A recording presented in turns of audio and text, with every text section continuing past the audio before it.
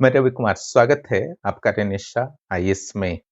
जैसा कि आप देख रहे हैं, जेपीएससी की एक्टिविटी इन दिनों काफ़ी बढ़ी हुई है। जितने भी पेंडिंग एग्ज़ाम्स हैं, उन्हें क्लियर कर दिया जा रहा है और जो कैलेंडर दिया गया था हाल ही में जेपीएससी के द्वारा, उसे फॉलो करने का प्रयास किया जा रहा है। हालाँकि उसमें 11th जेपीएससी के संदर्भ में कोई जानकारी नहीं थी, जिसके कारण युवाओं को कुछ तो निराशा हुई थी। लेकिन चूँकि जेपीएससी कैलेंडर को फॉलो कर रहा है, इसलिए एक आस भी बंधी है युवाओं के बीच में। इधर हाल ही में ट्विटर अभियान चलाया गया था युवाओं के द्वारा, झारखंड के युवाओं के द्वारा, और इससे ज़बरदस्त सफलता भी मिली। इसमें जो मुख्य मुद्दा था कि एग्ज़ाम को जल्दी से जल्दी आप कंडक्ट कराइए, ज़्यादा लेट नहीं कीजिए और 5 वर्षों का छूट दीजिए। इस मुद्दे पर हम लोग विशेष रूप से चर्चा करेंगे कि यह 5 वर्षों का छूट का डिमांड जो है क्या उचित है और इसे मान लेगी सरकार, इसका कहाँ तक संभावना है और मेरे विचार इस संदर्भ में क्या है ना? इन मुद्दों पर बात करेंगे, कुछ और मुद्दों पर भी हम लोग बात करेंगे। तो यहाँ पर देखिए, अगर बात किया जाए कि ये 5 साल का छूट, है ना?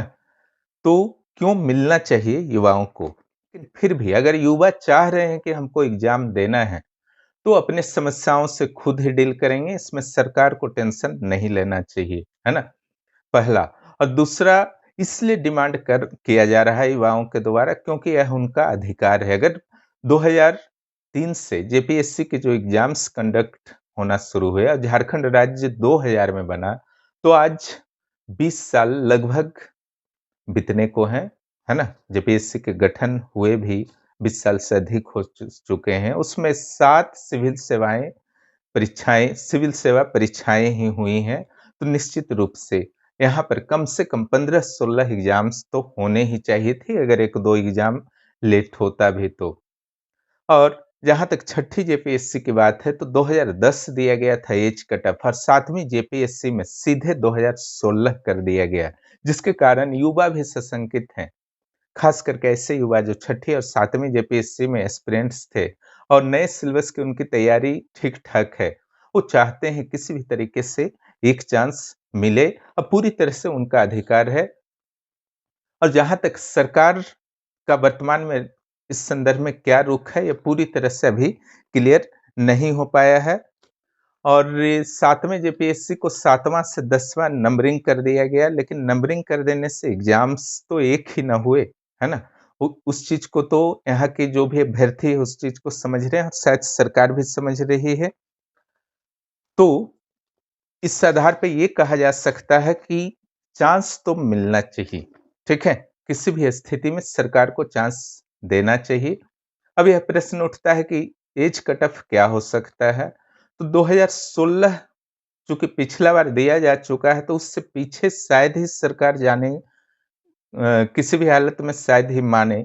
लेकिन 17 हो, 18 हो, 19, 20, 21 सभी की पूरी संभावनाएं हैं। हालांकि 21 वालों को कोई खतरा नहीं है, लेकिन उधर जो है आपका 17, 18, 19, 20 युवाओं के प्रतिरोध, उनके संघर्ष, डिमांड का कितना प्रभाव पड़ता है, सरकार कितनी संवेदनशील है और चुनावी माहौल में वह किस तरीके से युवाओं को लुभाना चाहती है, इन सारे मुद्दों पर प्रभाव पड़ेगा, है ना? जहां तक मेरी सोच है इस संदर्भ में, तो निश्चित रूप से पिछले 2 जेपीएससी को अगर देखा जाए, 6th और 7th, 2 जेपीएससी को अगर आप देखते हैं, तो दोनों में बहुत सारे विवाद हुए हैं, आरोप लगे हैं जेपीएससी पर, है ना? क्योंकि पहला जो छठा जेपीएससी था, वह तो आपका माननीय सुप्रीम कोर्ट तक पहुंचा और किसी तरीके से अधिकारियों की नियुक्ति रद्द होने से बच पाई, क्योंकि वे ट्रेनिंग कर चुके थे। अन्यथा बहुत ही समस्या में पड़ सकते थे चयनित अधिकारी। जहां तक 7वां की बात है, ऊपर से देखने में तो लगता है विवाद रहित है, लेकिन जेपीएससी के द्वारा इस एग्जाम के मुख्य परीक्षा के इंटरव्यू के मार्क्स को डिस्क्लोज नहीं करना, है ना? इंडिविजुअल मार्क्स नहीं देना, कट ऑफ मार्क्स नहीं देना, थोड़ी सी आशंका क्रिएट करता है अभ्यर्थियों के मन में, चाहे वो पास आउट हो या फाइनली नहीं सिलेक्टेड होने वाले हों, है ना? तो इन सारे मुद्दों के बीच तो मेरे विचार से ये प्रतीत होता है कि छठे और 7वें जेपीएससी वाले कैंडिडेट्स को एक एक अवसर उनको मिलना चाहिए जो 6th और जेपीएस 7th जेपीएससी के कैंडिडेट हैं, उनको मिलना चाहिए, क्योंकि ये विवादों में फंसा हुआ थोड़ा-सा एग्जाम रहा है, जिसके कारण बहुत सारे मेरिट्स को अवसर नहीं मिला। ऊपर से कोरोना काल था, इसलिए कम से कम एक अवसर इन दोनों को मिलना चाहिए, है ना? इसके अलावा जो दूसरा, और इससे भी यूपीएससी ने भी अवसर दिया था, है ना? कोरोना काल के लिए, तो कोरोना काल के चलते एक अवसर कम से कम दिया जा सकता है।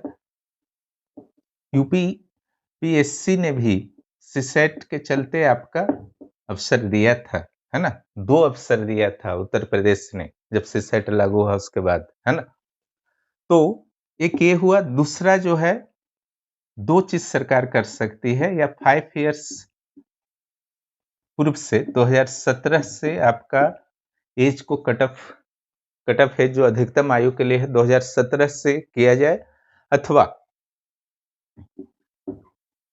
5 वर्ष की छूट जो दी, अगर नहीं संभव करती है सरकार इस चीज को, तो एज जो 35 ईयर है उसको 40 ईयर कर दिया जाए। ओके, 2 में एक चीज की जाती है तो युवाओं में एक उत्साह जगेगा। जो सक्षम है वो देंगे, उस सरकार को टेंशन नहीं लेना है ना? जो किसी जॉब में ऑलरेडी हैं, या प्राइवेट हो या सरकारी हो, अगर वो चाहते हैं कि हमको अटेम्प्ट लेना है, हमको पर्याप्त अवसर नहीं मिल पाया है, तो सरकार को इसके लिए आगे बढ़ना चाहिए, और कम से कम एक अवसर और अधिक से अधिक 2 अवसर 6ठी और 7वीं जेपीएससी के अभ्यर्थियों को जरूर मिलना चाहिए, है ना? जिससे इनकी शिकायतें भी दूर हो जाएंगी।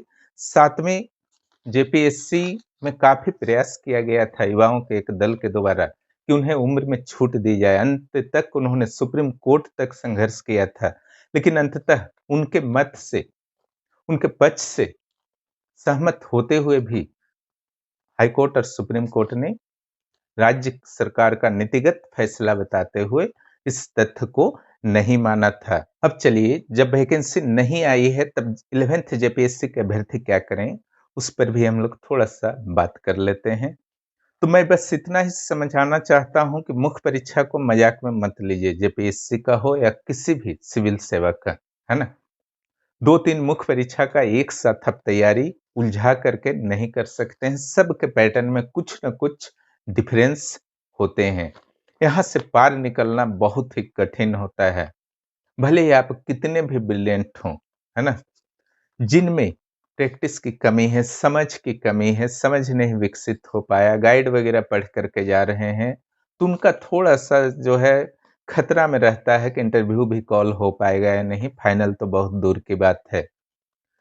तो बहुत लोगों को यह प्रतीत होता है कि वैकेंसी नहीं आया है तो हमारे हाथ में बहुत सारे समय हैं, है ना? बस वैकेंसी आएगा, पीटी मेंस की तैयारी कर लेंगे। इसी कन्फ्यूजन में बहुत की तैयारी जो है पूरी तरह से बर्बाद हो जाती है। आज एक प्रश्न का उत्तर आप लिखने को बैठेंगे तो उसके बहुत सारे चरण होते हैं। नोट्स बनाना, उसको याद करना, याद करने के बाद आंसर लिखना। पहले तो आप खुद नहीं सेटिस्फाइड रहेंगे, तो दूसरे से क्या चेक कराएंगे? जब खुद चेक करेंगे तो फील होगा नहीं, इसमें और सुधार होना चाहिए। 1-2 बार लिखना है, फिर उसका सिनॉप्सिस बनाना है, शॉर्ट नोट्स बनाना है, ताकि मुख्य परीक्षा से पहले हेडेक ना हो। तो एक लंबा समय लगता है एक-एक प्रश्न के उत्तर देने में। आखिर यह समय कहाँ से लाइएगा? नोटिफिकेशन के बाद? और जो पहले से तैयार बैठे हुए रहेंगे, या तो चारों पेपर्स जीएस के फिनिश करके या 2-3 भी फिनिश करके, उसको आप कैसे टक्कर दे पाएंगे? पीटी आप किसी तरह से पास भी कर जाएंगे। पास करेंगे तो निश्चित रूप से आपने मेहनत किया होगा तभी करेंगे ना। तो सारा का सारा मेहनत जो है मुख्य परीक्षा में जाकर के पानी बन जाएगा, क्योंकि आप बहुत मेहनत से प्रीलिम्स को क्लियर किए, लेकिन प्रीलिम्स क्लियर किए तो आप तो अधिकारी बने नहीं।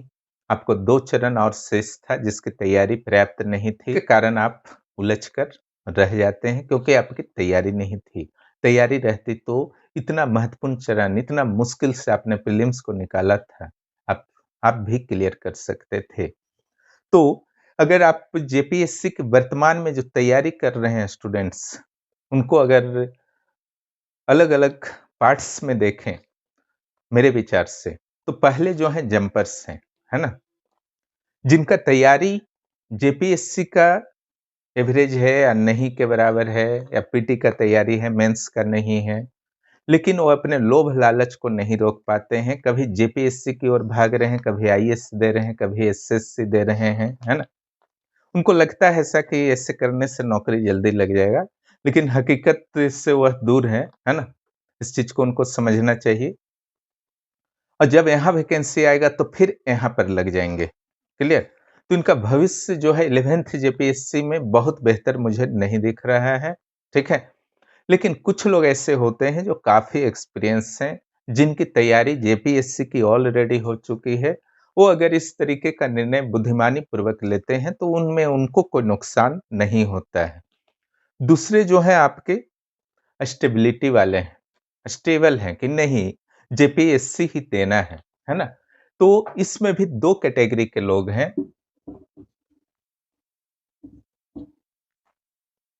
यहाँ पर भी दो कैटेगरी के अभ्यर्थी हैं, कैंडिडेट्स हैं। एक जो है व्यवस्था में है, दूसरे जो है विल पावर से हैं। व्यवस्था का अर्थ है कि या तो दूसरे स्टेट में जाना नहीं चाहते या नौकरी में है बस, और दो आयोग का तैयारी उनके लिए संभव नहीं है। तीसरा जो है अन्य स्टेट्स का आईएएस का उम्र वगैरह पार हो गया है, झारखंड में एज बचा हुआ है किसी भी कारण से, कोई भी सुविधा से जो सरकार दे रही है। दूसरा अदर स्टेट्स के भी कैपेबिलिटी रखते हैं, है ना? यानी कि एबिलिटी रखते हैं, क्वालिफिकेशन उनमें है, आईएएस की भी क्वालिफिकेशन है, लेकिन उन्होंने 11th जेपीएससी को टारगेट कर रखा है इस बार कि एनी हाउ इसको पहले हमको फिनिश करना है, फिर इधर उधर सोचा जाएगा, है ना? निश्चित रूप से जो जंपर्स हुए, जो व्यवस्था वाले हुए या फिर विल पावर वाले हुए, इन तीनों में इनका पोजीशन सबसे मजबूत है। इस बार फाइनलिस्ट में अधिकांश लोग इन्हीं लोग रहेंगे, है ना? जितना भी सीट रहे, लेकिन इनकी भी पोजीशन काफी अच्छी है, भले ही व्यवस्था में, लेकिन एक सही दिशा में वो चल रहे हैं। उनके पास और कोई रास्ता जब नहीं होता है तो आदमी का कंसंट्रेशन जो होता है एक खास लक्ष्य पर पूरी तरह से लग जाता है, सफलता की संभावनाएं पूरी तरह से बढ़ जाती हैं। रहा बात पिछले साल जो लगभग 800 कैंडिडेट्स ने इंटरव्यू दिया था, उन पर भी मैं कुछ बात जरूर करना चाहूंगा। क्लियर? इसमें 252 का तो क्लियर हो गया, लेकिन 550 के आसपास रुक गए, है ना? कुछ मार्क्स रह गए होंगे, बहुत ज्यादा तो अंतर होगा नहीं। विश्वास मानिए अगर इन लोग लगे रहेंगे तो इनमें से 50-100 का तो पक्का जो है इस बार फाइनली हो जाएगा। इनके लिए कंपटीशन कम है, लेकिन इनको भी उतना ही मेहनत करना होगा जितने फ्रेशर कैंडिडेट्स करते हैं। कोई भी कमी ये करेंगे तो उनको बहुत दिक्कत होगा क्लियर करने में। जो एक इनके पास अवसर था वो गंवा बैठेंगे। इसलिए इस ग्रुप में जो भी हैं उनको विशेष सावधानी बरतनी चाहिए और जेपीएससी को अपना टारगेट बनाना चाहिए इन 550 कैंडिडेट्स को। जहां तक हमारी ओर से है तो पूरी व्यवस्था है वहां पर। मैं खास करके बुक पढ़ने से बचा रहा हूं, लेकिन आपका कंसेप्ट प्रभावित ना हो बुक नहीं पढ़ने के कारण, उसके लिए मैं क्लासेस भी लेता हूं नोट्स देने के साथ साथ, और टेस्ट भरपूर लिए जाते हैं। टेस्ट ग्रुप में सीट्स लिमिटेड होते हैं वहां पर, है ना? तो वहां पर आप अगर बुक्स पढ़ने से बचना चाहते हैं या बुक पढ़ने के बाद भी आपको दिक्कत फील होता है कि कैसे मैनेज करें तैयारी को, तब आप वहां पर आकर के जुड़ सकते हैं।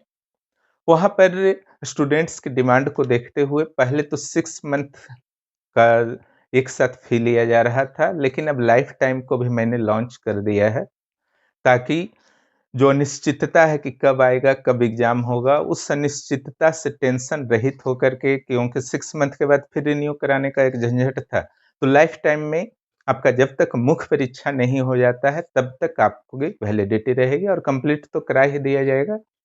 जब तक मुख्य परीक्षा होगा तो आराम से कंप्लीट हो जाएगा। तो पीटी में भी ये सुविधा लाइफ टाइम की कर दी गई है, और मेंस में भी कर दी गई है और 6 मंथ वाले तो जारी रहेंगे ही, उसमें भी टेंशन नहीं लेना है। जो चाहते हैं अभी 6 मंथ के लिए आएँगे तो अब वर्तमान में अभी जारी है ना? आईएएस का बैच के लिए भी मैंने अक्टूबर में कहा था, लेकिन 11th जेपीएससी में थोड़ा-सा और जो है कुछ हल्का-फुल्का मटेरियल देना है, उसको अपडेट करना है और उसको 100% परफेक्ट करना है, ताकि जो एक रिजल्ट का सिलसिला चला हुआ है 7वें जेपीएससी से, वहाँ के अभ्यर्थियों ने बहुत अच्छे-अच्छे अ, रैंक के साथ एग्ज़ाम को क्लियर किया है, यानी कि सिर्फ क्लियर नहीं किया है, अच्छे रैंक के साथ क्लियर किया है, जिसमें हिंदी मीडियम, इंग्लिश मीडियम सारे हैं। और जो टॉपर्स रही थीं आशा कुमारी, उनका पता ही है आप लोगों को कि 10वां रैंक रहा था।